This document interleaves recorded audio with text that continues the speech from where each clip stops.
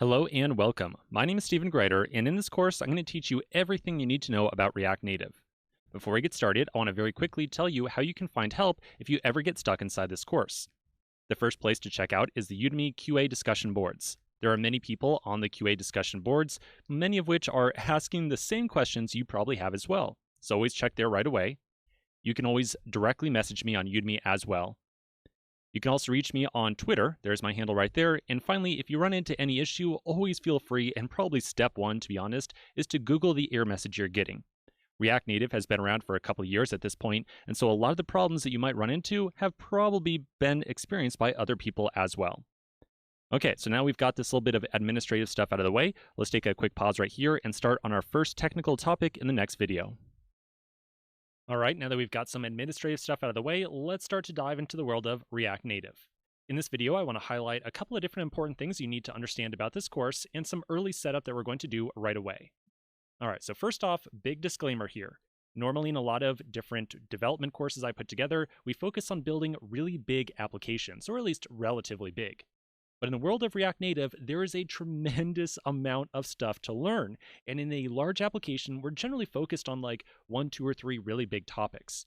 Building out big applications from the get-go with React Native ends up being kind of hard to convey a lot of different topics at the same time. So instead, rather than showing big, gigantic applications, we're going to instead focus on building a ton of little kind of mini applications. The benefit to this approach is that you're going to get a ton of code that you can refer back to in the future to see how to put some given feature together. So you'll have kind of an isolated example that tells you exactly how to do some particular thing.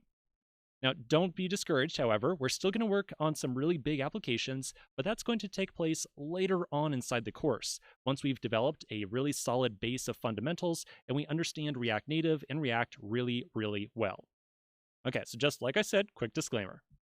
All right, now as we start to think about running React Native, the first thing we have to do is make some really important decisions about our local environment setup. At some point in time, you and I are going to write some code inside of our code editor, of course. And at some point in time, we need to actually test the code we write. If you're used to developing web applications, this is usually a very simple process. You write out some code, then you execute it inside the browser, and that's pretty much it. But when we start to make use of React Native, we've got a couple more decisions to make. We can either test out our code on a physical device. So this is like your own personal mobile phone that you have maybe inside your pocket or next to you on a desk right now. Or alternatively, we can test out our code on a fake device, something that we typically call a simulator or an emulator. This fake device is going to be essentially a phone that is running on your laptop or your desktop and is meant just to test out some application code, and that's pretty much it. To get through this course, you can use either a physical device or a fake device. It's totally up to you. But I will say that if you use a physical device, it is by far the easiest setup, and you can get some code running on your own personal phone in maybe about 5 minutes or so. If you want to use this fake device, well, you certainly can, but just be aware that it takes a lot more involved setup. The upside to using a fake device means that we get some code or changes to our code to show up on our device a little bit faster. So there's definitely some pros or cons to going either way. So in this course, in the initial couple videos, I'm going to show you how to set up React Native to run on a physical device, because like I said, by far the easiest way to set up. But if you really want to run a fake device on your local laptop or desktop, I will show you how to do that later on inside the course. If you want to do that, you can always skip to the very end of the course. You'll find a section over there called Appendix, and you'll look for something like Emulator or Simulator Setup. Okay, so with this in mind, let's take a quick pause right here. When we come back in the next video, we're going to start doing some setup of React Native on our own physical devices. So I'll see you in just a minute. In this video, we're going to get React Native up and running on our own physical device. So this is going to be like your personal phone that's in your pocket or next to you right now. So let's get to it. Here's the series of steps we're going to go through. We're going to do all this stuff right now inside this video. So hopefully by the end, we'll have an application up and running. Now, for the first project we're going to work on, we're going to use a starter pack, a little starter project that I put together. This starter project has a tiny bit of code inside of it just to get us started and save a little bit of time. Later on inside the course, we're definitely going to be generating our own projects from scratch, but for right now, we're going to use this starter project. So hopefully you found that starter project in the lecture before this one, and hopefully you downloaded that zip file. If you didn't, please flip back to the previous video and download that zip file. Once you've downloaded that zip file, you can then extract it. You can place this project directory right here into any workspace directory you have on your local machine. When I say workspace directory, I really just mean a folder that you like to put source code into. You can put this folder anywhere on your local machine that you want. It is totally up to you. All right, so once we've got it extracted, we're then going to open up our terminal and we're going to change into that folder that we just created. So I'm going to open up my terminal right now and I'll change into that rnstarter directory. Then inside of here, we're going to run the command npm install. When you run that command, if you see an error message, I want you to know right away that you should first try to update or install Node for the first time. You can find a link to install or update Node.js right there inside that red box. So back inside my terminal, still inside my project directory, I'll run npm install. When you run this command, Node is going to automatically download a ton of different dependencies into your new starter project. You'll notice that my installation occurs very quickly. That's just because I already pre-installed all the dependencies that are required just to save a little bit of time. Chances are for you, you're going to see that the installation process takes anywhere from like 30 seconds up to 2 or 3 minutes. Totally fine if it takes a while. As that installation is running, you might see a couple of different warning messages appear. If you see any warnings, that is also a-okay. Warnings are fine, and in fact, I really expect that you're going to see some warnings, like the ones you see right here on my screen. The only thing you need to worry about is if you see an error message. So if you see a big error message, well, that means that you need to pause this installation, pause this video, and we should do a little bit of troubleshooting. The first bit of troubleshooting you'll want to do is to just Google the error message. I'll be honest with you, you're going to see a ton of errors as you get started with React Native, and so you definitely want to be in the habit of Googling the error messages you see, because very frequently, other people run into the same problems as you. All right, so now that our npm install is complete, we're then going to run the command npm start inside that project directory. When we run that command, we're going to open up something called the React Native Bundler. This is essentially a program that's going to take all of our source code and get it ready to be ran on some mobile device. So now that my installation is complete, I'll run npm start once again inside of my rnstarter project directory. Once I run this command, we're going to see a browser window appear, much like the one you see right here. So this is what we refer to as the interface to the React Native Bundler, or the Metro Bundler. Again, this is a program that's going to get your code running and ready to be executed on some mobile device. Now that we've got this bundler up and running, we're going to flip over to our physical device, like our actual phone, and do just a little bit of setup. So on our phone, we're going to install an app called Expo from the Google Play Store or the App Store, depending on whether you have an iOS device or an Android. We'll talk about what this Expo thing is in just a moment, but for right now, let's just finish up the setup. Okay, so I've got my actual physical phone right here. This is a screencast of my very real iPhone. So since I'm on iOS, I'm going to open up the App Store to install this app. Again, if you're running Android, that's totally fine. You're going to open up the Google Play Store instead. So once you've got your respective App Store open, we'll then hit search, and we'll do a search for Expo, E-X-P-O, like so. I'll then do a search, and we'll see something like Expo Client. It should be either the first or second result. You'll notice that there's something else on here called Expo with a big yellow logo. That's not what we want. We want to get the one that has the logo like this right here. Now I've already got Expo installed on my phone, once again, to just save a little bit of time, so I'm going to open it right away. But for you, go ahead and install the app, and you can of course pause this video while it's installing. Once you've got that app installed, we're then going to go back inside of our browser over to that React Native Bundler. So here's my React Native Bundler right here. You'll notice that there's a QR code on the bottom left-hand side. So we're going to scan that QR code. To scan the QR code, you can open up the camera application on your phone. You should not need a separate app just to scan a QR code. So on my phone, here's my phone right here, I'm going to flip on over to my camera application, and I'm going to scan that QR code. There we go. And you can see that I get that pop-up up here on the very top. As soon as I see that pop-up, I'm going to tap it. After a while, you'll notice it's taking a little bit of time here, but eventually this downloading JavaScript bundle process will be completed, and I should see the starter application appear on the screen. So I'm going to wait just a second or two for this to complete. On your device, you might see that this percentage is filling up much faster than mine. That's totally fine. If you're seeing that it's running very, very slow, like ridiculously slow, you can also close down the Expo application and rescan the QR code again. I found that sometimes solves some lagging issues as well. Okay, so now eventually, once that entire downloading process is complete, I'll see the starter application appear. So this right here is the starter application. This is what we're trying to see. So hopefully you see the words home screen, along with the word like app or something similar at the very top. And that's pretty much it. So we've now got our application up and running, or at least hopefully we do. Once again, if you ran into any issues during the setup process, I really expect that is totally not out of the realm of possibility. Very likely that you ran into some issues, and we can always do some troubleshooting. Just hop over to the QA section. All right, so now the last thing I want to mention very quickly is that if you ever need to stop that React Native bundler, you can open up that terminal window that's running the bundler again and press Control-C.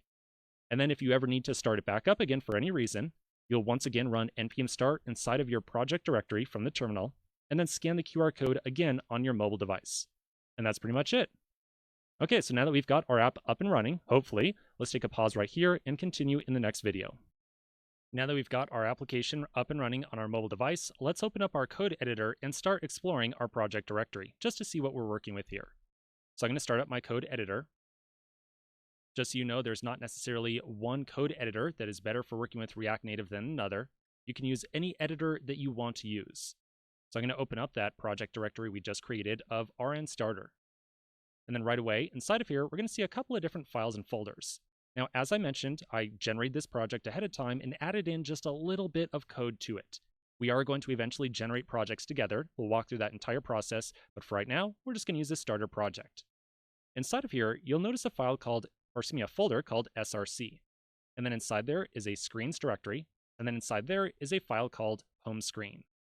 If you open up that file right now, you're going to see some little bit of something that looks like HTML right there. And inside of it is the word home screen. So I'm going to assume that at this point in time, you've got your application up and running on your physical device. Hopefully you see those words home screen on your physical device. If you do, I want you to try changing the text inside of there to something else. Something like maybe, I don't know, hi there, or something similar. I'm then going to go ahead and save that immediately after. Then we should see a change automatically appear on your mobile device. You'll notice right here I'm running a simulator for iPhone and emulator for Android, just so you can see very easily what I get. But if you are running your own physical device, you should see that change appear right away. If you don't see that change appear right away, you can always close down the Expo app and rescan that QR code. One thing I want you to notice here is that we get live reload anytime that we make use or make a change to our React Native project. So in other words, anytime we change something inside of a JavaScript file, the application should automatically reload for us. There's one other thing that I want you to see very quickly. Once again, inside of my homescreen.js file, I'm going to go down to the very bottom, down here, and I'm going to add in a couple of just like whatever characters like so, something that's going to definitely cause an error. So without a doubt, that is not valid JavaScript code. After putting that in there, I'm then going to save that. And then on your mobile device, you should see a big red error message like the one right here. This is going to be the error screen that you see very frequently anytime you make a typo or some kind of exception happens inside of your application. At the very top, inside this red box right here, is a description of the error that just occurred. You'll notice that inside this path right here, we're told the exact file and line that the error occurred on. So in this case, we're being told that inside the homescreen.js file, on line 17, there is some error. So if we want to fix this, well, very simply, we would go back over, delete those extra characters, save the file, and then we should see the error message go away. Now, unfortunately, if you're running an iPhone, you might not see the error message go away automatically. You'll notice that on my Android emulator, the error message did go away, but on the iPhone, it's still here. So if you still see the error message on an iPhone after you have fixed an error, or at least you think you fixed it, then there are a couple steps we can go through to manually clear this error message. First off, you'll notice that there are a couple buttons down here at the bottom of the screen that you can tap. So you could hit reload. Once you hit reload, you're almost always going to see a second error message, one that looks like attempting to reload bridge. You can hit reload again, and then hopefully the application should reload, and you'll then see your content appear on the screen again. Okay, so what we've learned here is that whenever we make a change to our project, our application should automatically reload. And if we ever cause an error, we're going to see that big red error message that tells us exactly what went wrong. And if you're running an iPhone, you might have to manually clear out that error message. Sometimes it's not going to go away automatically. Okay, so now that we've gone through some very simple things inside of our code editor, let's come back in the next video and we're going to start to discuss, well, what React and React Native are all about. So quick pause and I'll see you in just a minute. In this video, we're going to get a little bit more familiar with the React library itself. To get started, I'm going to find my src directory inside of my code editor. Inside there is the screens directory. Inside the screens directory, I'm going to make a new file called components_screen.js. You'll notice that at the very top of my code editor right here, I have some breadcrumbs. You can use this little list right here to always tell what file I'm working on inside of our project directory. So inside of this components_screen.js file, we're going to create something called a React component. The goal of a React component is to show some amount of content to the user. We place these different React components that we create inside of different files inside of our project directory. In general, every different component file we create is going to have the same 4 different parts. And we're going to write out these same 4 different parts an incredible number of times throughout this course. So you're going to memorize these 4 different parts very quickly. In part 1, we're always going to write out a little bit of code to import some libraries that we need to actually create a component. In part 2, we're going to create the component itself. A component, for right now, we're going to use this definition. A component is a function that returns something called JSX. JSX is some special syntax that looks kind of like HTML. We'll expand on exactly what JSX is later on, but for right now, just understand that it is this JSX stuff that really tells React Native what we want to show on the screen of our mobile device.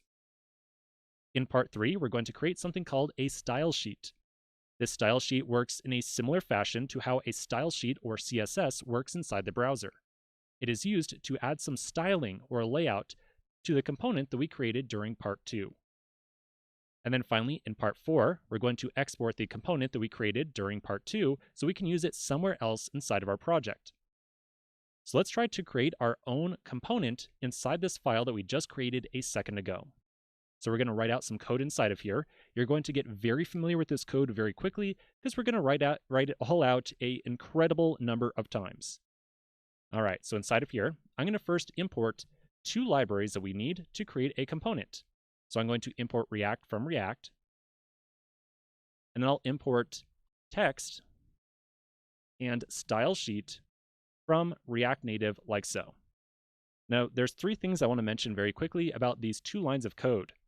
First off, you'll notice that as soon as I write these 2 lines, they kind of fade out from view. That's just because I've not actually referenced the variables that I just imported.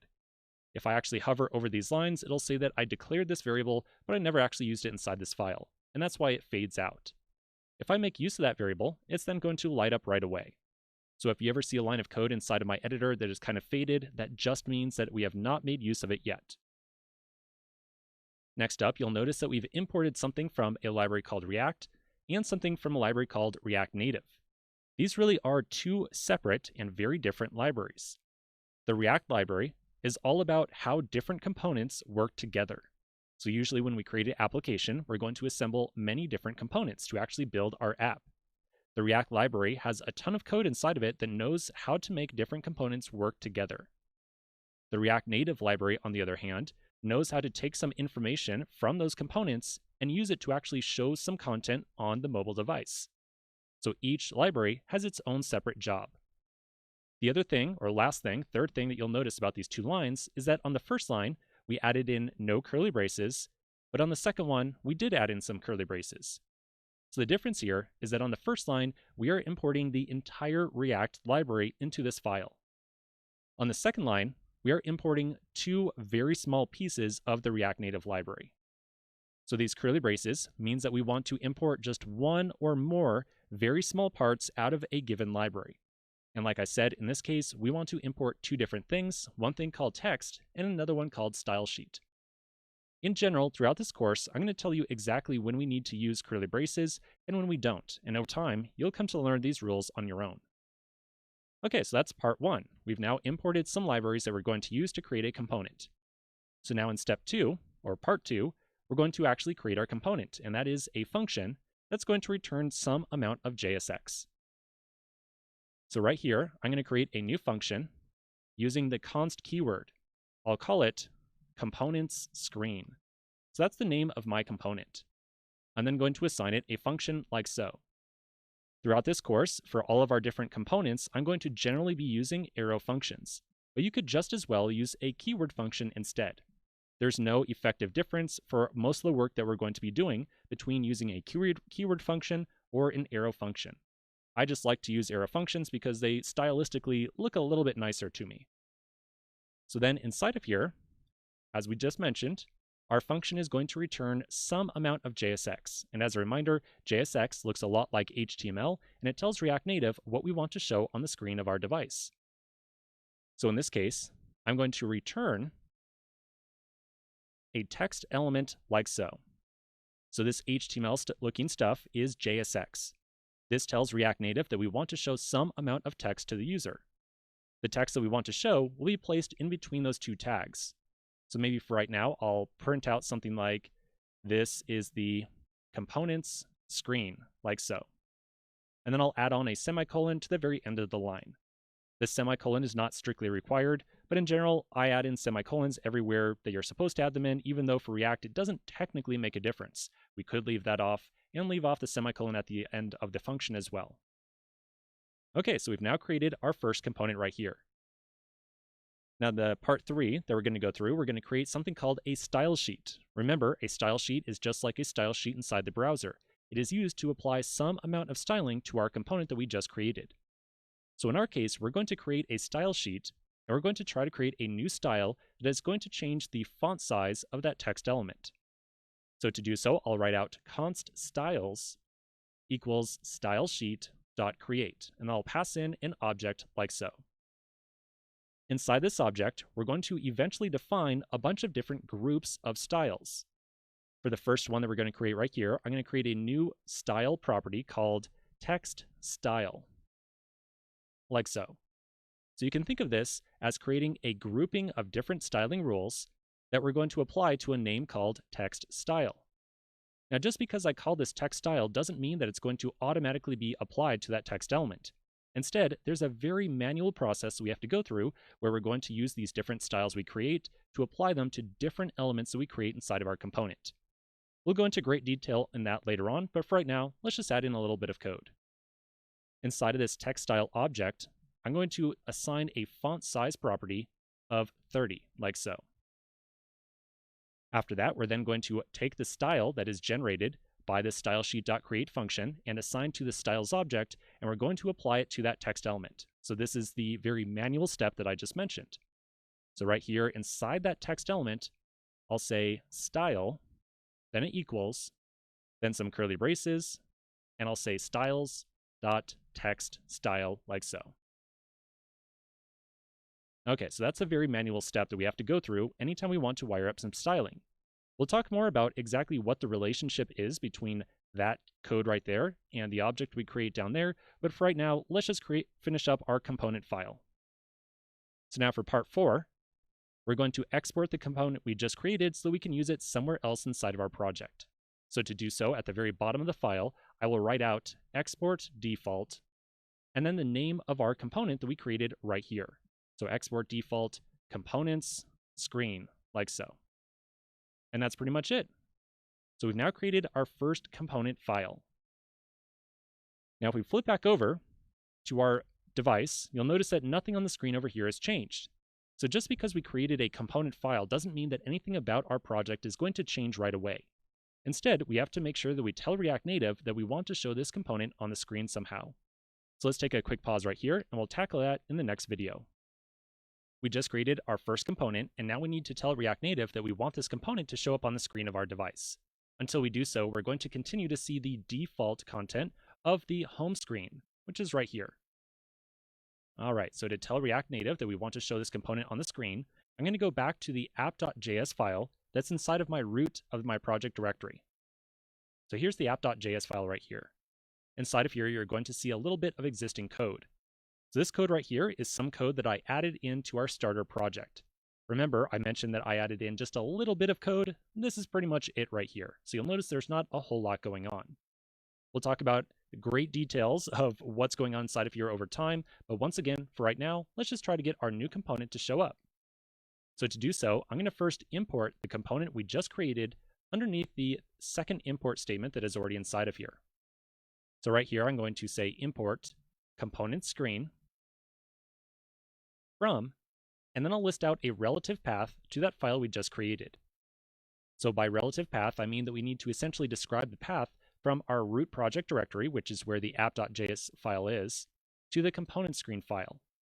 So I'll first put in /, which means look in the current working directory. So look in the root project directory, then go into the src folder. So I'll write out .src, then go into the screens folder, and then finally find the component screen file inside there. So components screen, like so. When we write out these import statements, we are not required to put on the path, or excuse me, the extension of the file at the end of the path. So we do not have to put on .js like that. Okay, so now component screen right here is a direct reference to the function back over here that we just created. So now to make that component show up on the screen, we're going to add it to this stack navigator thing. The stack navigator is a little object that decides what content we're going to show on the screen at any given point in time. So we want to add in the component that we just created as an additional option for this stack navigator to show. So to do so, I'm going to find this first object right here, and right after home screen, I'll put in a comma. I'll then say components, like so, and components screen. So we've now added in our new component as a possible option for our stack navigator to show to the user. In the second object right here, you'll notice that there's an option called initial route name.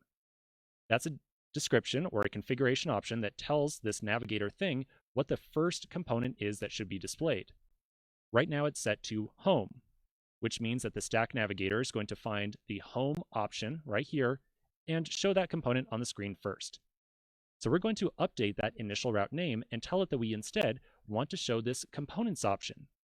So I will change home to C components.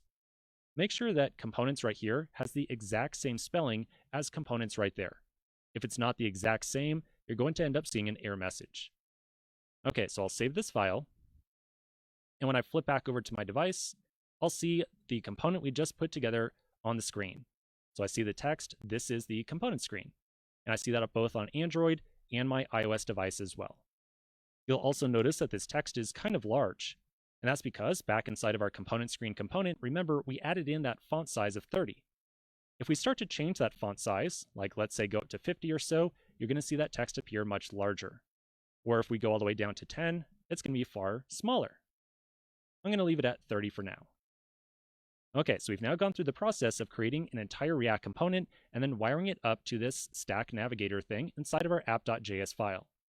So now that we can see some content on the screen, let's take a quick pause. We're going to come back and we're going to do a quick little summary to kind of fill in a couple blanks about all the code that we just wrote. So I'll see you in just a minute. In the last video, we wrote out a lot of code to get a component visible on the screen of our device. Now in this video, I want to take a quick pause and review some of the code that we've written out. In particular, I think that you might have a couple of different questions about the code we just wrote. So I want to go over a couple of different common questions right here and provide a couple of different answers for each one. So first off, what's that text thing that we imported inside of our component screen.js file? So I'm talking about this text thing right there. So that text thing is what we refer to as a primitive React element. Primitive React elements are provided by the React Native library. They allow us to show some amount of basic content to a user. So a text element is a primitive React element that shows some very basic text to a user. There are several other primitive elements that you need to be aware of, and we're going to look at these over time. Another primitive element is called a view. A view allows us to show kind of some general grouping element that can assemble different elements together and provide some styling to them. We also have a primitive element called an image that we can use to show an image to a user, or a button that shows a button. There are several other primitive elements you need to be aware of, and as I mentioned, we'll go over these over time. Okay, next up, what's that HTML looking stuff? We refer to it as JSX. So I'm talking specifically as this text tag right there. So this is what we refer to as JSX. This is not technically valid JavaScript. When you write out this code right here, it then passes into that React Native bundler that's running inside of our terminal. That bundler is using a tool called Babel to turn this JSX into some plain JavaScript code. So let me show you exactly what that line right there turns into when we convert it into normal JavaScript. So I'm going to copy that JSX element right there, the entire text element.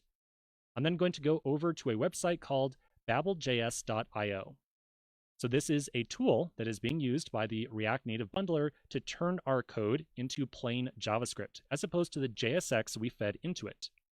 On this page in particular, on the left-hand side, I can enter in some JSX, and it will show me the resulting JavaScript on the right-hand side. So I'm going to paste in that text element, and we'll see the result over here.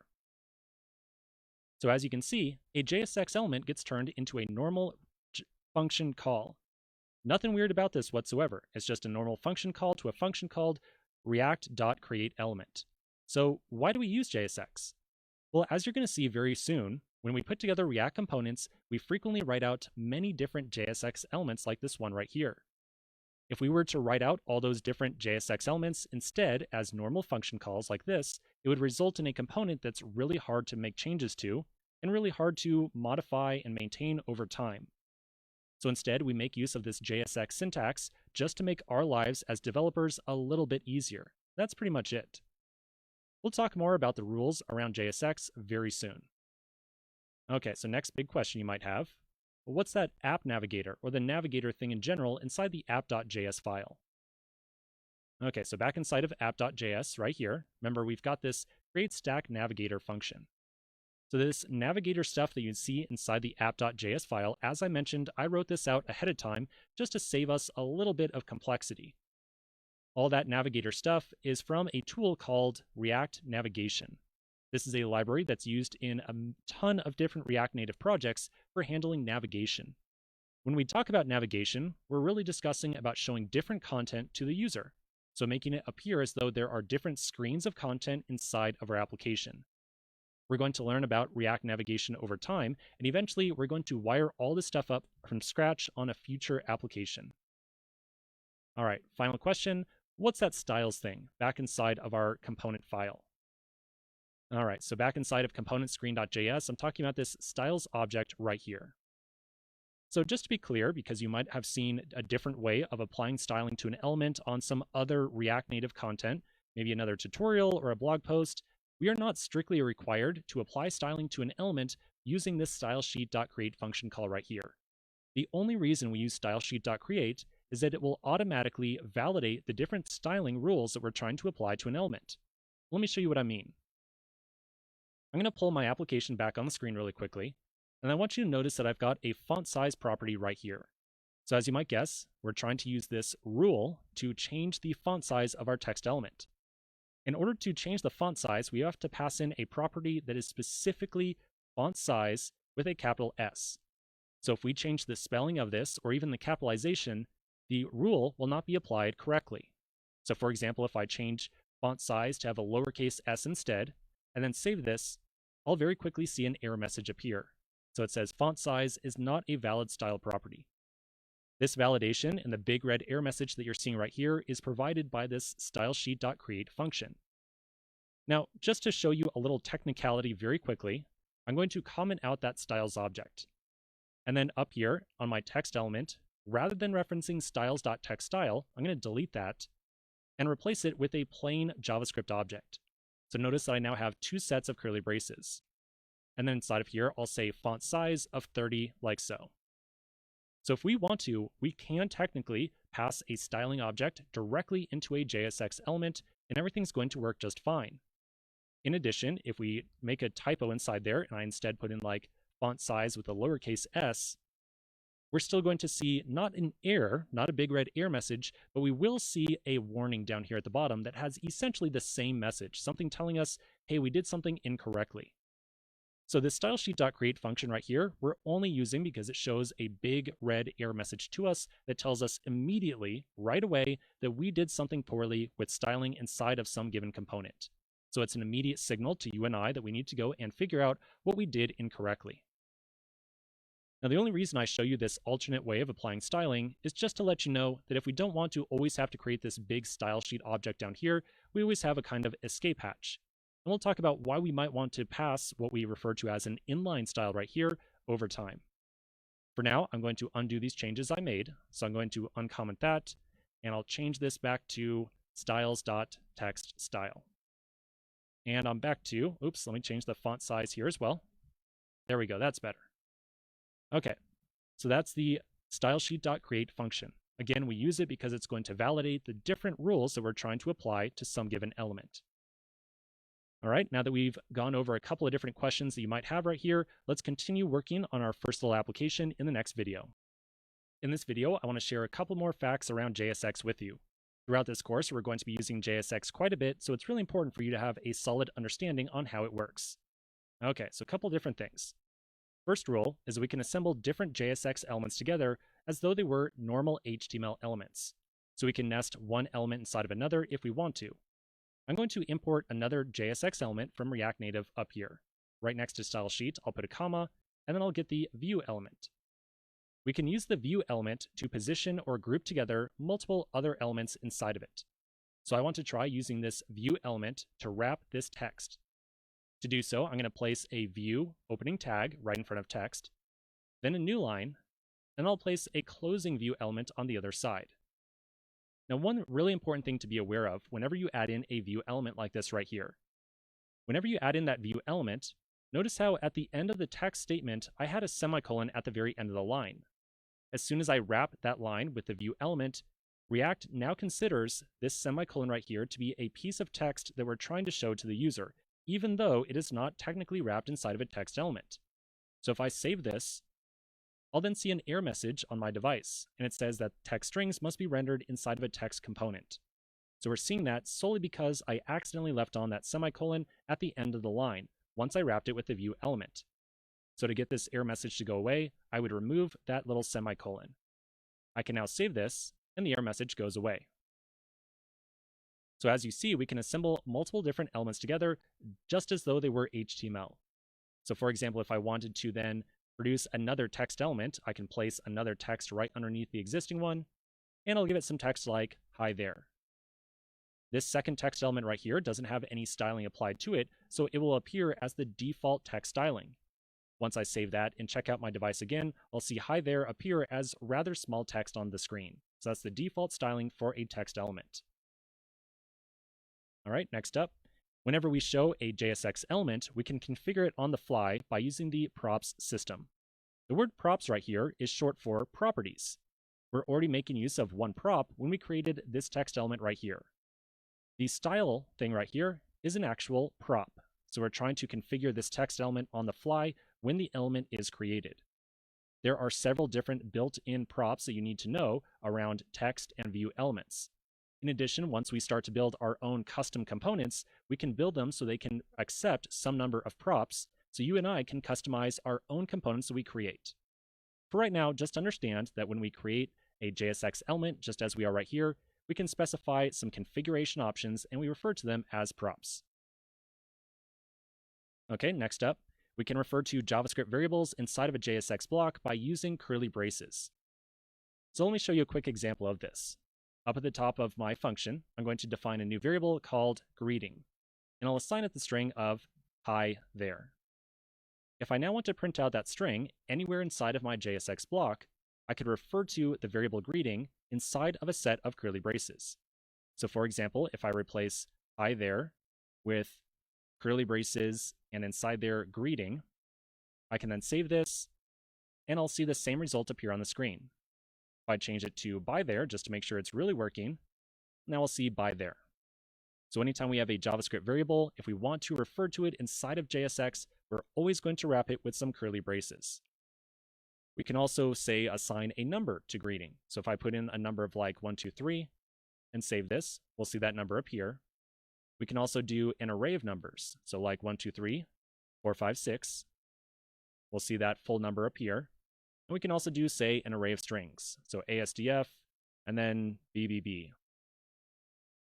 And I'll see that appear as well.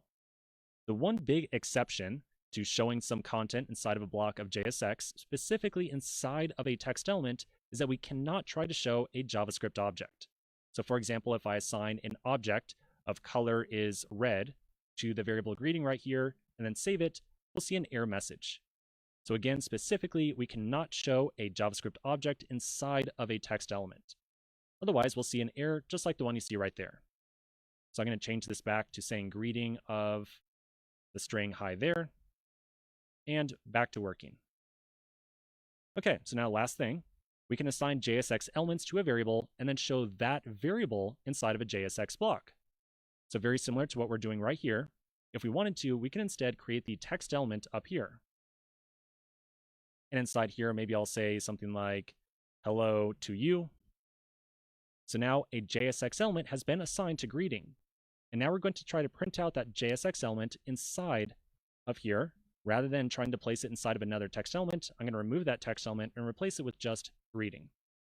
So now we can really imagine that we could take this entire element right here, copy it, and paste it over. That's kind of like what's happening. All right, so I can save that, and we're still going to see the correct thing appear. Now you might be kind of curious why we would ever want to assign a JSX element to a variable. Well, it's really simple. Over time, we're going to want to create some JSX conditionally ahead of time. So we might want to inspect some kind of variable, and depending upon its value, we might want to put in a text element right here, or maybe an image instead. Who knows? Okay, so now that we've got some basic rules around JSX, let's take a quick pause and continue in the next video.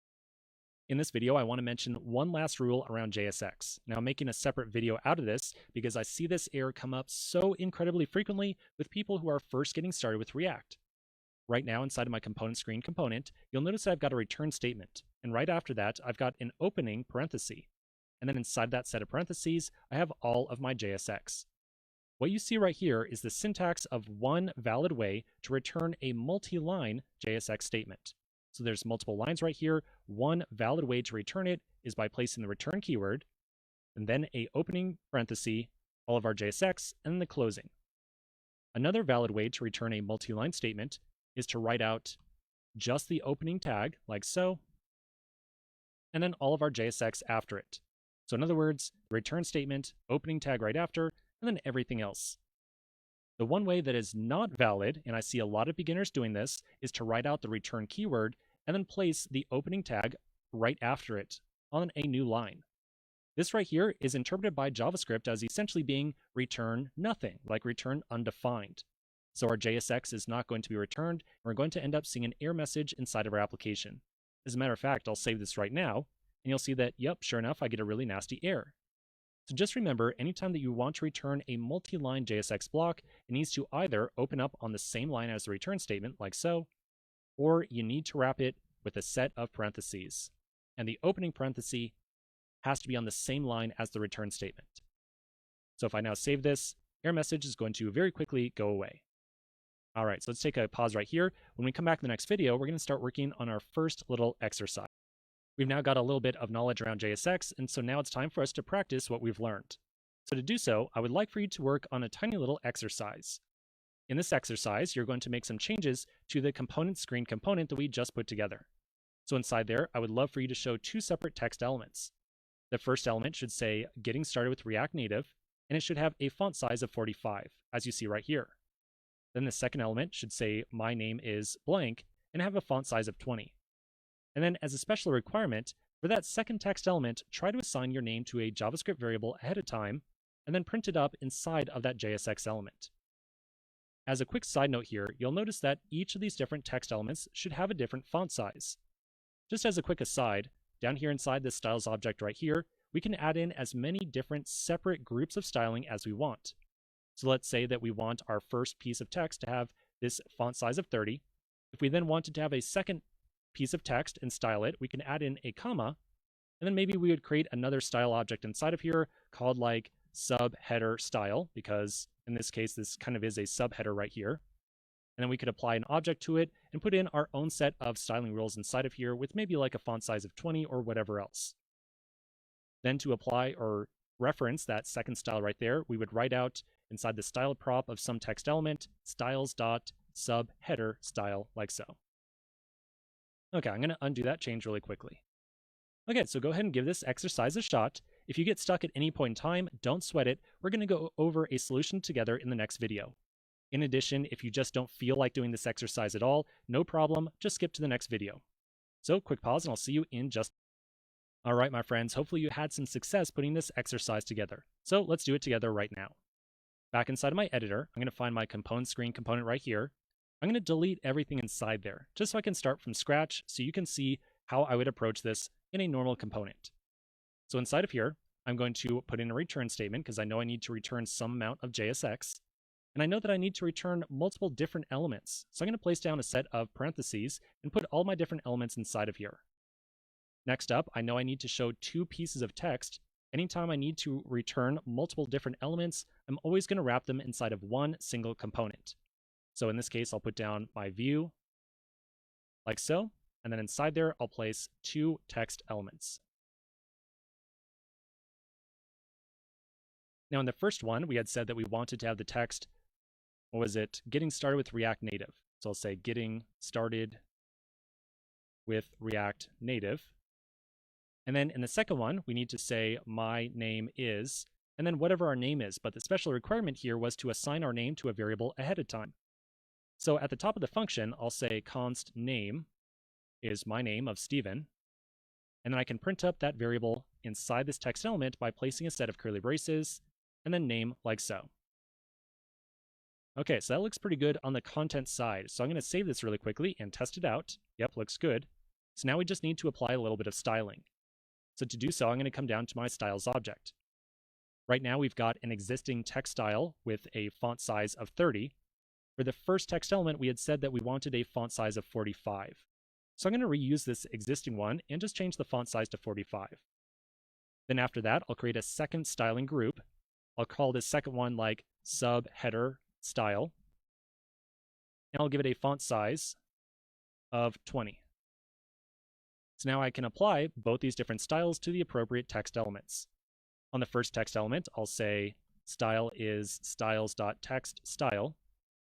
And then on the second one, I'll do a style of styles.subheaderStyle, because on that second text element, I want to specifically have the font size of 20.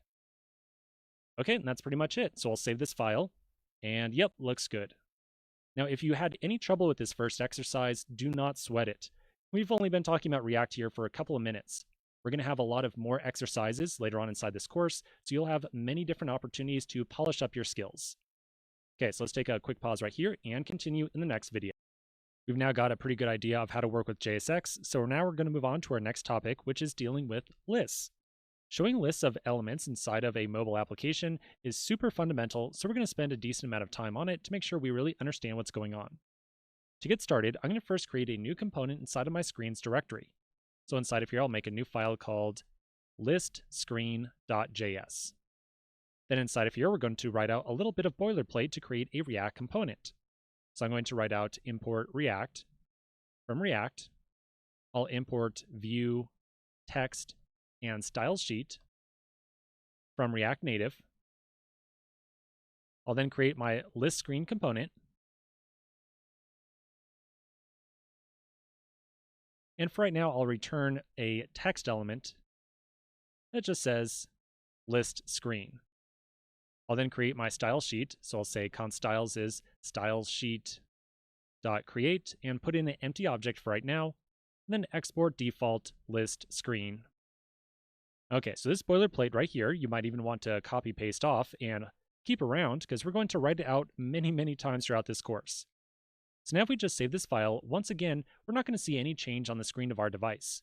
To actually get this thing to show up, remember, we have to import it into our app.js file and wire it up to that navigator. So I'm going to change back to the app.js file inside of my root project directory. At the top, I will import the list screen from source screens list screen, and then we will wire it up to our navigator right here. So I will say list is list screen. And then finally, I want to show that screen by default when our application first starts up. So I'm going to change components right here to list instead. Now, eventually, we're going to add in some ability for our users of this little application we're putting together to change between all these different screens. But for right now, we're just going to stick with this kind of strategy of using the initial route name to show different components. So eventually we'll fix this up, but for right now, this is working out just fine. Okay, so I'm going to now check out my device, and yep, there we go. I've got my list screen. So now that we've got something to add some code to, let's take a quick pause and then talk about how we build lists in the next video. We've now got a component put together that we can use to experiment with the lists on. So let's get a better idea of how we build a list with React. Okay, so here's the general idea.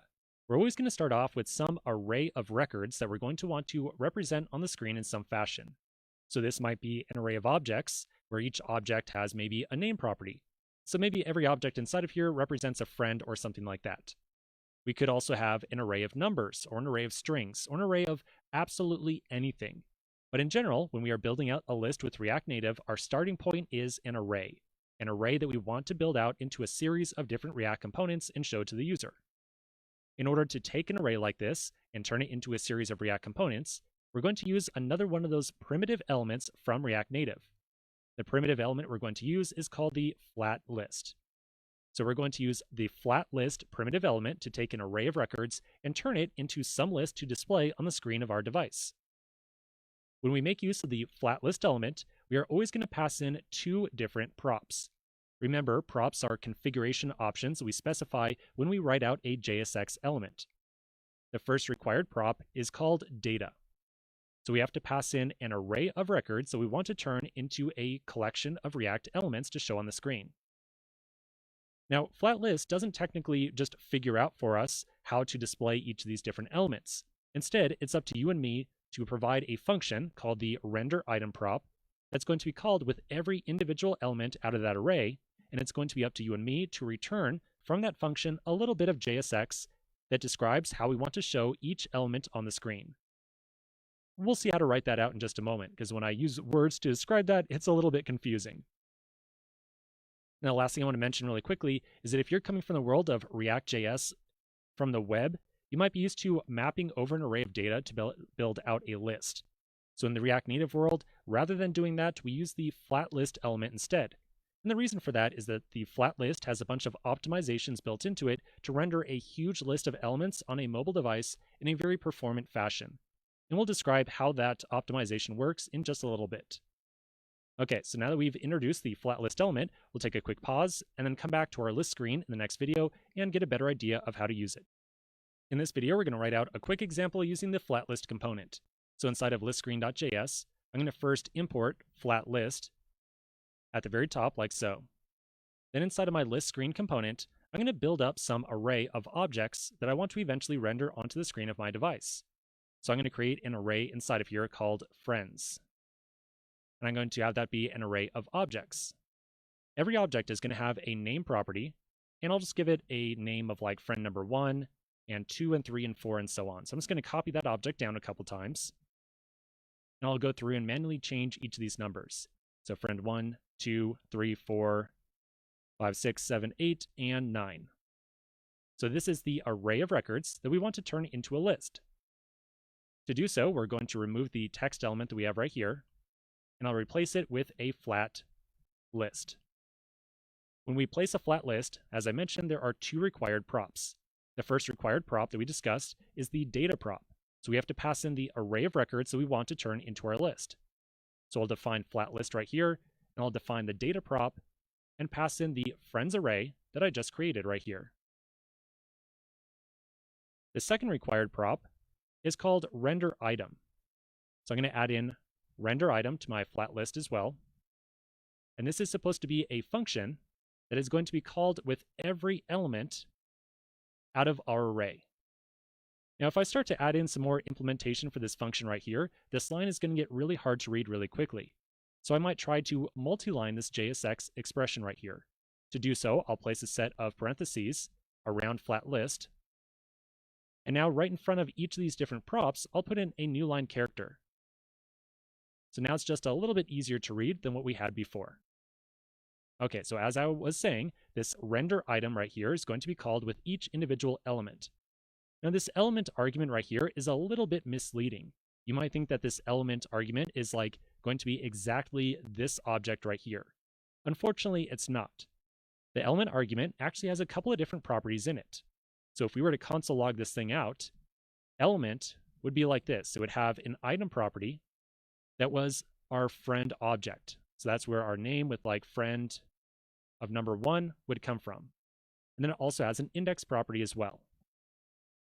So unfortunately, element is not just the friend object. Instead, it's this rather large object that describes a lot of information about the element that we are trying to render into a JSX thing.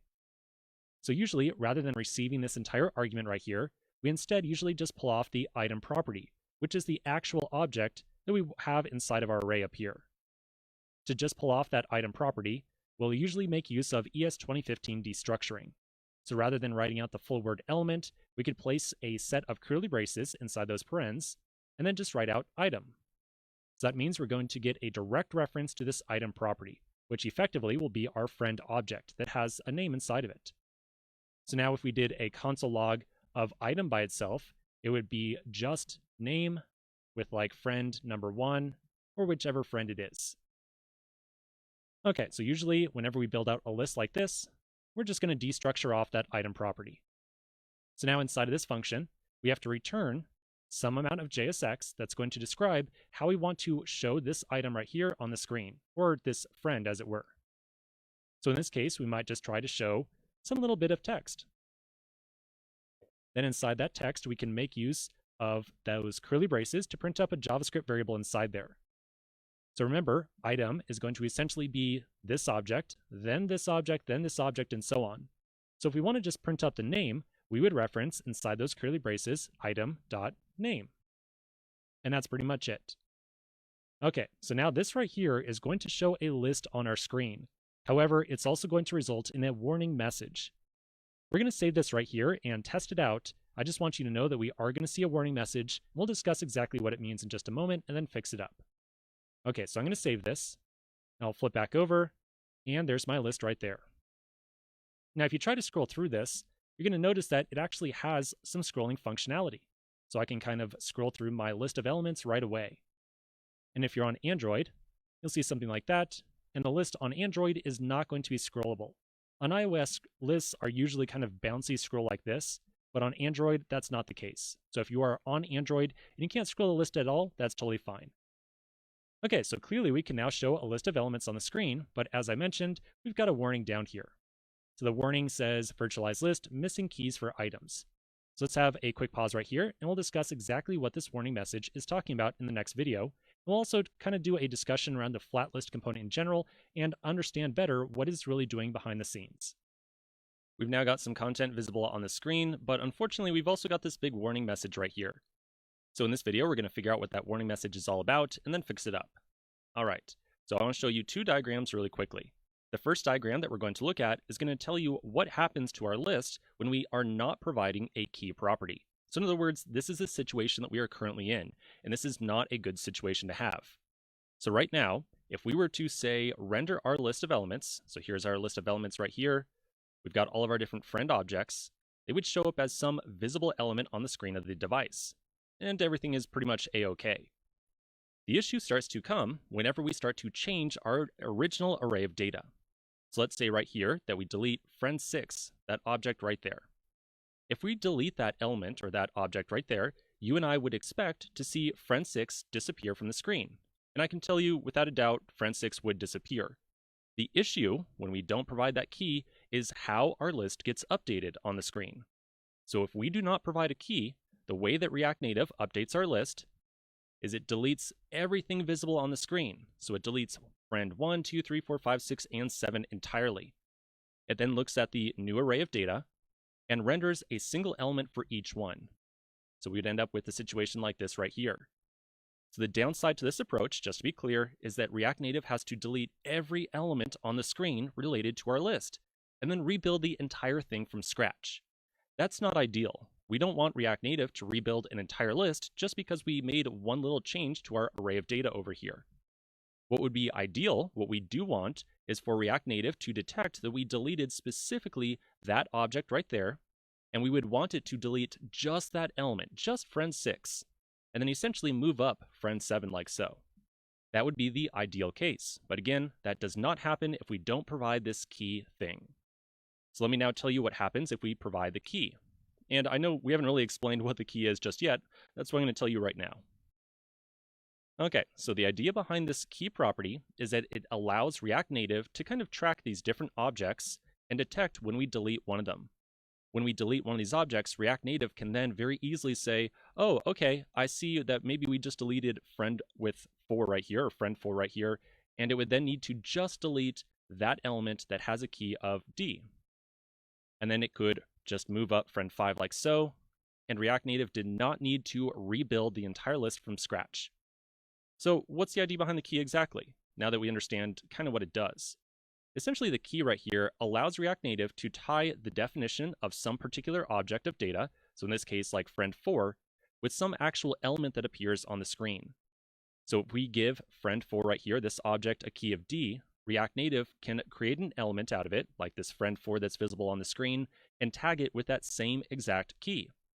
So now React Native has kind of a mapping between this object and this element on the screen. And it knows that if we delete this object and it's no longer present inside of our data array, it knows exactly what element on the screen that it needs to clean up as well. So that's what the key does. It's really just allowing React Native to track the different objects we are passing in to try to render on the screen, and then automatically clean up some element that is visible on the screen whenever the corresponding object goes away. So the important thing to keep in mind here, number 1, is that this key thing is primarily a performance optimization, and number 2, it's a performance optimization around making updates to our list. Right now, we've got a static list of data. So technically, even if we add in this key property or this key thing, we're not going to really see any kind of performance increase because, well, we're not changing our original array of data right now. Nonetheless, React Native always assumes that we might eventually change that list of data, which is why it's showing a warning right here. Okay, so now that we understand exactly what's going on with this key thing, let's take a pause right here. When we come back in the next video, we're going to take a look at 2 different ways that we can implement that key property. In this video, we're going to take a look at 2 different ways that we can implement this key property and make this warning message go away.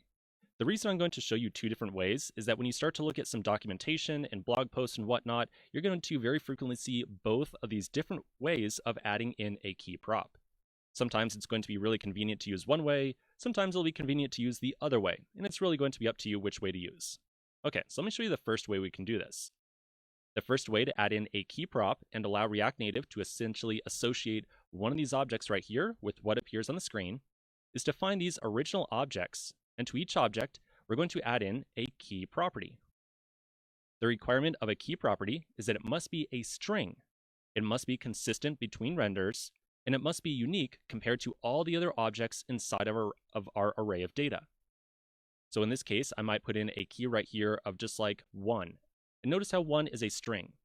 If we put in a key as a number, we're still going to get a warning message because it has to be a string, not a number. Then on the next one, I could do a key of 2 and essentially repeat the process going down. So I'm going to just copy paste here really quickly. And I'll update each one to be unique. Okay, so now if I save this, the warning message goes away because now we are providing that key property. So this is the first way that you might see a key being designated for a flat list element. Essentially, we add in a key property to each of the original objects. The only requirement, once again, is that it must be a string and it must be unique compared to all the other elements inside the array. You'll notice that if we change, say, key number 2 right here to be 1 as well, we now have 2 elements with a key of 1. This is going to confuse React Native. Because remember, it's essentially using that key to tie some object to some element that gets displayed on the screen. So if there are 2 elements on the screen with the same key, and 2 objects inside of our array, if we now delete one of these objects right here, React Native is going to say, hey, well, now there's no longer a key of A appearing twice, so which one of these 2 should I delete? And it gets really unclear to React Native as to which one of these it should clean up. So let's try this out. I'll save this with the 2 identical keys, and you'll very quickly see a warning message here that says 2 identical keys of 1. And it tells us very distinctly these keys have to be unique. Okay, so I'll change that back to key 2, and the warning goes away. Very good. All right, so that's method 1 of defining our key prop. I'm now going to show you method 2. So I'm going to delete all these extra key properties that I just added on. Okay, and I'm back to the code I had before. So the second way of defining this key property is on our flat list component itself. On the flat list component, I'm going to add in a new prop of key extractor. I'm going to pass this thing a function. This function is going to be called many different times. It's going to be called with a single argument that we're going to call friend. So this friend argument right here is going to be first this object, then this object, then this object, and so on. So our key extractor will be called with every object inside of our array. Inside this function, we have to inspect that object and then return the key property to use for it. So the only difference here is that now we're going to essentially define our key property kind of like at runtime right here when we pass our data into flat list, as opposed to kind of ahead of time on our list of friend objects. So once again, we can return some unique character or some unique string that is consistent across re-renders of our list. So in this case, we might try using, say, our name property. Notice how the name property is a string, so that suits requirement number 1 of being a key, and it's unique compared to all of the different objects inside of our array. So this name property would be perfect to use as a key as well.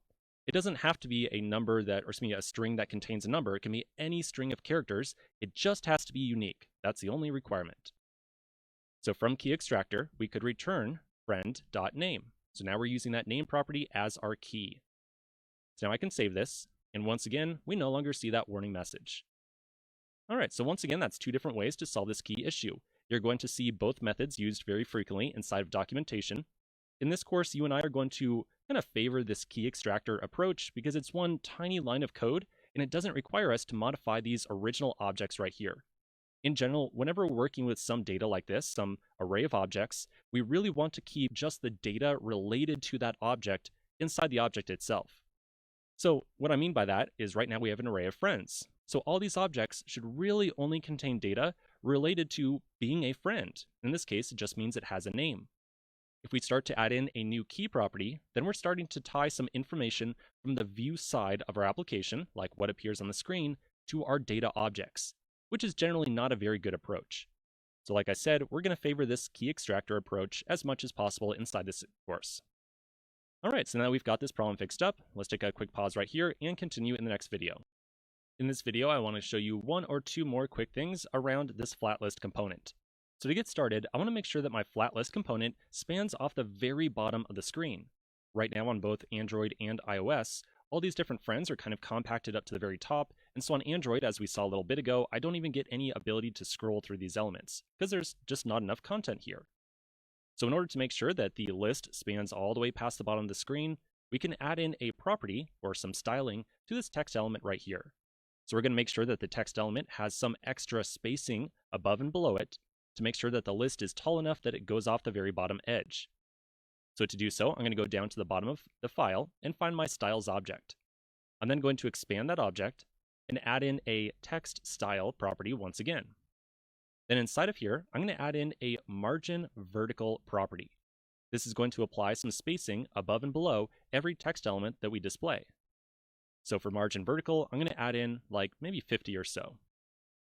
We can then apply that styling rule to our text element right here. Remember, by just creating a style object as we did right here, nothing happens right out of the box.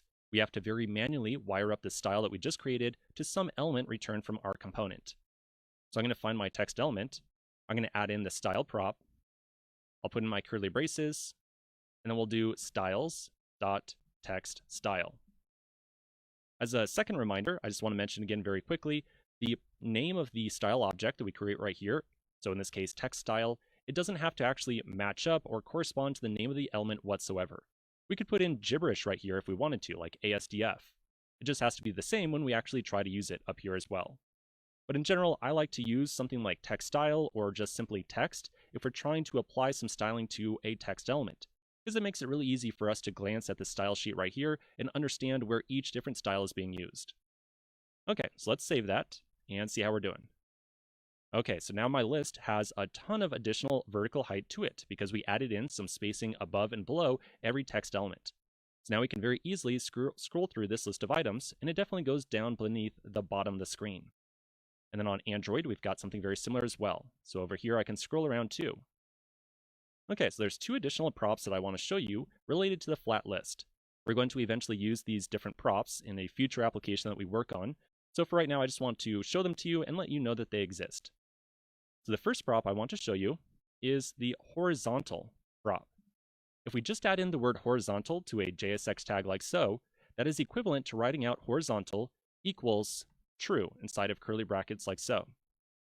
By adding in this horizontal prop, or better yet, its shorthand by just writing out the word horizontal, we're essentially telling our list that we want it to scroll horizontally across the screen from left to right as opposed to up and down. So if I now save this, we're going to see our list laid out from left to right. Now we can scroll horizontally through it. Same thing on Android as well. Now the second prop I want you to be aware of, you'll notice that on both iOS and Android, and this is kind of hard to see, but if you look down at the very bottom of the screen as I scroll through that list, you'll notice that there's a little scroll bar down there.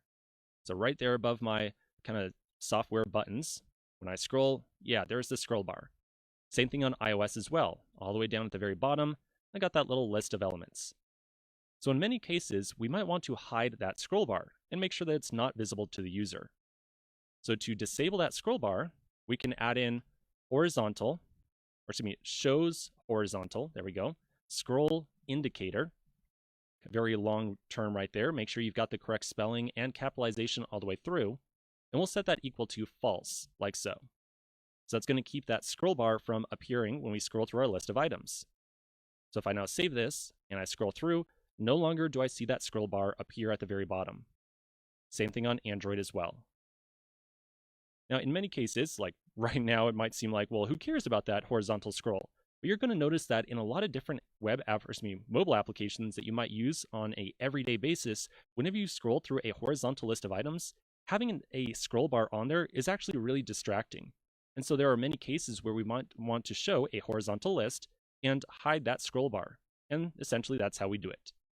As I mentioned, we're going to work on an application in the future where we're going to have to make a horizontal list, and we're definitely going to want to disable a scroll indicator on that application we built. Okay, so that's pretty much it for right now. For flat list, we now know how to show a list of elements to our user. So let's take a pause right here. In the next video, we're going to start to move on to our next little mini application. In the last video, I said that we were going to move on to our next mini application, but before that, let's just do a quick exercise here, just to play around with the flat list a little bit. So in this exercise, which you're going to work on your own, I would like for you to try to make the flat list scroll vertically again. So right now it's horizontally, just restore the vertical scrolling aspect. After that, then try to add on a new age property to each of our friend objects inside that friends array. And then finally, try to print out the age of each friend that is produced by the flat list. So you're going to eventually want to have something that looks like this. Now, of course, you do not need to have the big border around it. I'm just showing the border for clarity. So we'll want to have friend 1, maybe a dash, and then age, and then the age of that particular friend. Okay, so give this a shot. Once again, if you don't want to go through this exercise, no problem. Just skip to the next video where we will go over a solution together. All right, hopefully you had some success on this exercise. So in this video, we're going to go over a very quick solution. I'm going to flip back over to my code editor. The first thing we want to do is make sure that our list scrolls vertically again. To get it to scroll vertically, all we have to do is remove that horizontal prop right there. Now that our list is scrolling horizontally, we really don't need this shows horizontal scroll indicator either anymore, so I can delete that as well. If I now save this, I should see my list scrolling vertically once again. Yep, looks good. All right, so now part 2, we need to go through and add in an age property to each of our different friend objects. So I'm going to find each of these different objects, and I'll add in age, and I'll do 20, and I'll just copy paste that on down once again. So 20, 20, 20.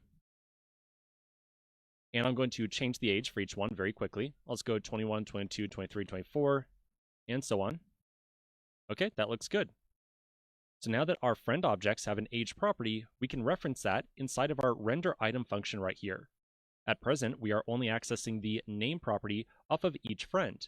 So if we want to make sure we also print out the age, we can just add in an additional reference inside this text element to item.age.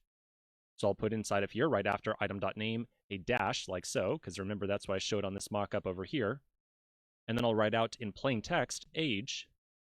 And then to put a JavaScript variable inside of here of item.age, we'll make sure we put that inside of a set of curly braces. So item.age. I'll zoom out for just a second so you can easily see that whole line. Okay, so that should be it. So I'll save this. Looks like my code formatter has kicked in and kind of reformatted that code, totally equivalent to what we had before. It's just kind of condensed down so it doesn't span such a very long line. Okay, so now I can check out my application and I'll see, yep, I've got friend 1 with the age of 20, age 21, and so on. And I should have something very equivalent on Android as well. Yep, looks like I do.